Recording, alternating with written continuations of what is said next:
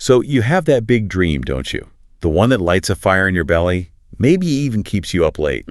But also, let's be honest, feels a little impossible sometimes. Yeah, that duality is real. That initial rush of excitement is amazing. You're all in. But then, well, the inevitable happens. Yeah. The universe seems to throw everything it has at you. Challenges pile up, setbacks knock you down, and suddenly you've just slammed into a brick wall. Feels like it, definitely.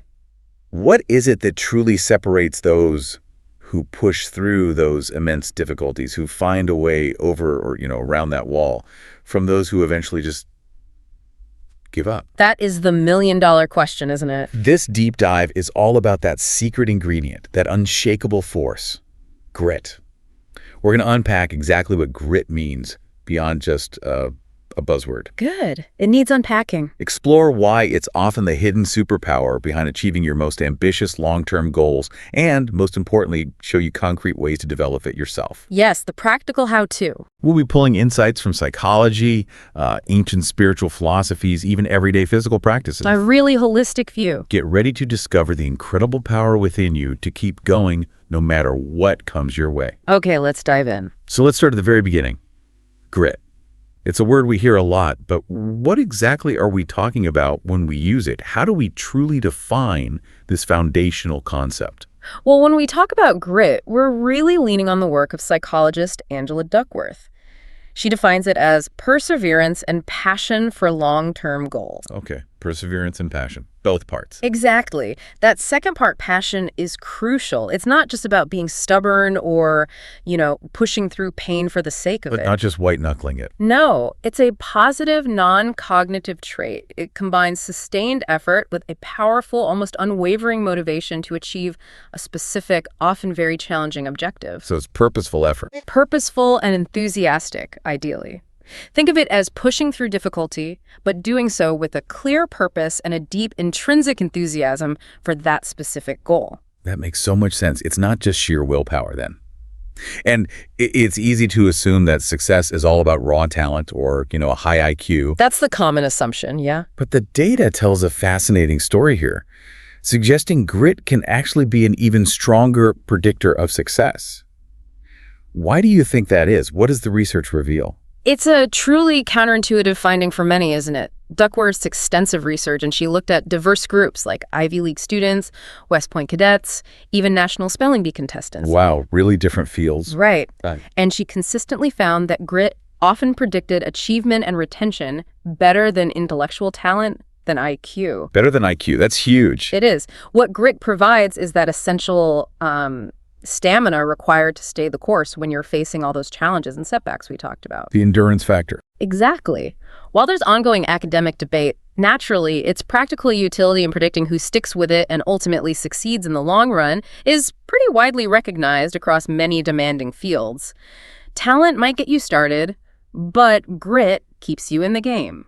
So if talent isn't the sole predictor and grit involves this mix of perseverance and passion, how does passion specifically fuel that perseverance? I mean, when I think grit, I often think of just grinding it out, even when you don't feel passionate. How do they really work together? That's an excellent question, and it gets to the core of it. Passion is absolutely critical because it drives intrinsic motivation. Okay, the motivation from within. Precisely. It's fueled by your personal interest, by the sheer satisfaction of doing the activity for its own sake.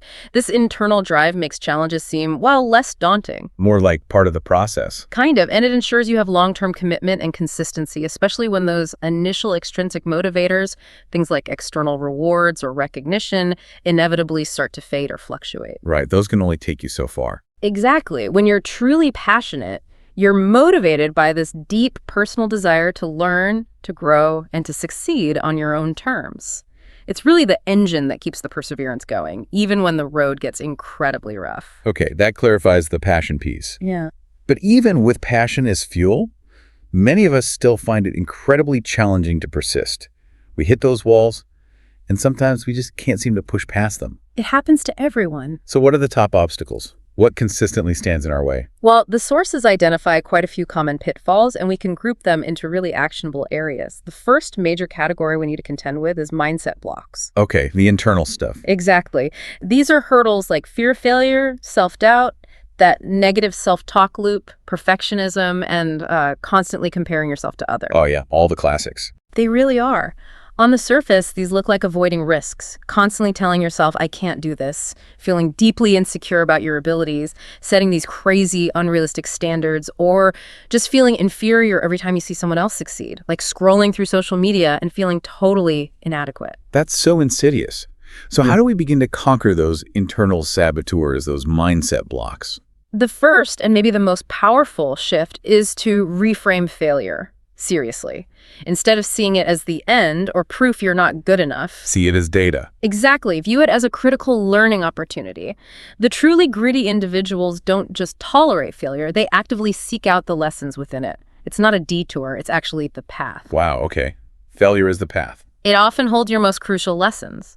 This leads directly to adopting a growth mindset where you see challenges not as brick walls, but as chances to learn and improve. So obstacles become opportunities. That's the goal. You also need to actively challenge negative self-talk.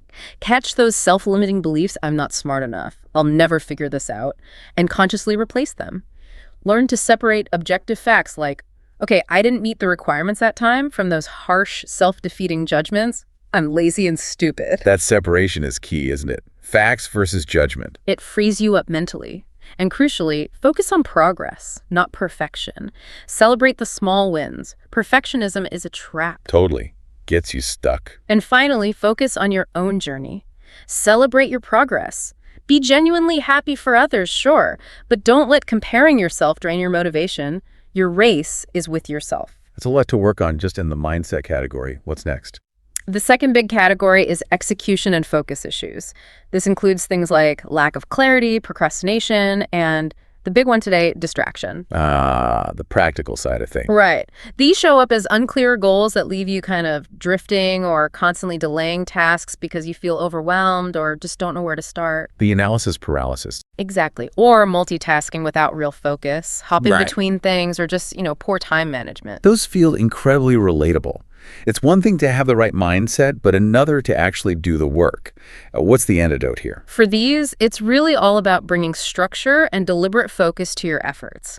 First, define SMART goals. You've probably heard this acronym. Specific, measurable, attainable, relevant, and time-bound. SMART goals, fam. Clarity is absolutely crucial for motivation. You can't hit a target you can't see clearly. Then, break down large tasks. Make those daunting projects feel manageable by dividing them into smaller, concrete steps. Bite-sized pieces. Exactly. Apply time blocking in your schedule and set clear deadlines. Create structure for your efforts. Don't just hope you'll find time. Be intentional. Very intentional. And finally, practice digital hygiene and establish routines. Identify what truly distracts you, let's be real, probably your phone, and set firm boundaries. Did you know it takes an average of 23 minutes and 15 seconds just to get back to an original task after an interruption? Wow, 23 minutes. That's huge. It adds up fast. So minimizing those interruptions can make a massive difference in your productivity and your ability to persist. Okay, so mindset blocks, execution issues. What's the third category? Our third and final group of obstacles is support and resilience deficits. This is when you find yourself working in isolation, maybe without the encouragement you need, or when you give up too easily after setbacks because you lack that inner fortitude, that bounce back ability. Working alone can be tough. Yeah. And building resilience, that's vital. So what's the path forward here? To overcome these, it's vital to build a support network. Don't try to do it all alone. Surround yourself with positive influences, people who uplift you, who hold you accountable in a good way. Find your cheerleaders and maybe your tough love coaches too. Exactly. Consider finding a mentor who's walked a similar path. Shared journeys provide crucial encouragement and perspective. You learn you're not the only one struggling. That shared experience helps. Immensely. And just as important, maybe even more so, prioritize self-care. This isn't some fluffy extra. It means actively nurturing your physical and mental strength to build resilience. It's just foundational, not a luxury. Absolutely key. It's what allows you to bounce back quickly and maintain your long-term motivation, ensuring you don't burn out before you actually achieve your goal. So we've covered psychology, practical strategies, but sometimes building grit feels deeper, doesn't it? Not just mental gymnastics, but fortifying your inner spirit, maybe even changing physical habits. And for that, we can look to the Stoics.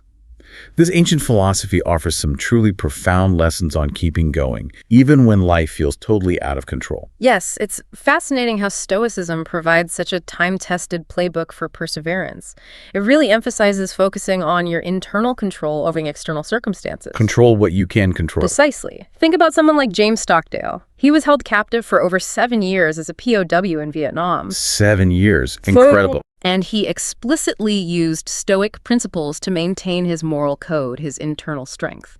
He accepted what he couldn't control his captivity and mastered his internal dialogue, his reactions. He survived by focusing solely on what was within his power. His thoughts and responses. Exactly. The Stoics taught powerful concepts like amor fati, which means love your fate. Love your fate. Even the bad stuff. It's not passive resignation. It's an active embrace of hardship as just an inevitable part of being human. This perspective gives you courage, knowing suffering is part of the deal. Marcus Aurelius, the emperor philosopher, said, "To be like the rock that the waves keep crashing over, it stands unmoved." And the raging of the sea falls still around it. Powerful image. Very. And closely tied to this is the Stoic emphasis on not complaining. Complaining, they argued, just makes enduring hardship harder. It feeds that negative self-talk we discussed. Waste energy, maybe. Exactly. Marcus Aurelius reminds us, you can endure anything your mind can make endurable by treating it as in your interest to do so. Basically, if it's endurable, endure it. Complaining doesn't change the situation, it just harms your inner state. It's a truly radical idea today, isn't it? Actively embracing the hard stuff, ditching the complaints. It highlights how much suffering we create ourselves. What else? They also urged us to realize it's not the end of the world. Epictetus said things are returned, not lost. Your struggles will end. You exist beyond them. Perspective. Huge perspective. Remember that line from BoJack Horseman? Sometimes life's a bitch and then you keep living. This difficulty will pass. We control our response. Right. Keep living. Keep responding. And crucially, the Stoics were not passive. They believed in action. Don't just sit there and take it. Persevere actively and demand better. Seneca said, "Putting things off is the biggest waste of life. Live immediately. Fight complacency. Strive for improvement. Don't just wait for suffering to end. Work towards ending it. Regain control." Take action. Don't just endure passively. Yes. And finally, they teach us to stop torturing yourself. Much of our suffering, they argued, comes from our judgment of events. Learn to separate facts from personal attacks. Like the job example earlier. Exactly. Instead of, "I lost my job because I'm lazy and stupid," reframe it factually. "I lost my job because I didn't meet requirements." This frees you to rationally address the problem rather than wallowing. Such a powerful framework for inner strength, for that unwavering spirit. Taking control of mind and actions. And okay, this is where it gets really interesting. Some people suggest small, even uncomfortable physical acts can build mental toughness, like a cold shower. How does that work? It might sound a bit out there, but yeah, small, consistent choices can absolutely build willpower, which is a huge part of mental toughness. Like exercise for the willpower muscle. Kind of. Some advocates suggest a cold shower as a daily act of willpower. It's quick, it's tangible. You prove to yourself you can consciously choose discomfort. And often you realize pretty quickly it's not nearly as bad as you imagine. The anticipation is worse than the reality. Often, yes. And that feeling translates. You approach other daily tasks feeling more capable, more in control. Similarly, books like Willpower suggest even smaller things like consciously correcting your posture whenever you notice it's slumped. Tiny adjustments. Tiny, consistent acts of self-correction, they build mental endurance. The core idea is it's about doing something active, not just thinking about resilience. Each small, uncomfortable act is like a micro-victory that builds that muscle. Okay, so after diving deep into what grit is, how it works, how to build it, mindset shifts, stoic wisdom, even cold showers.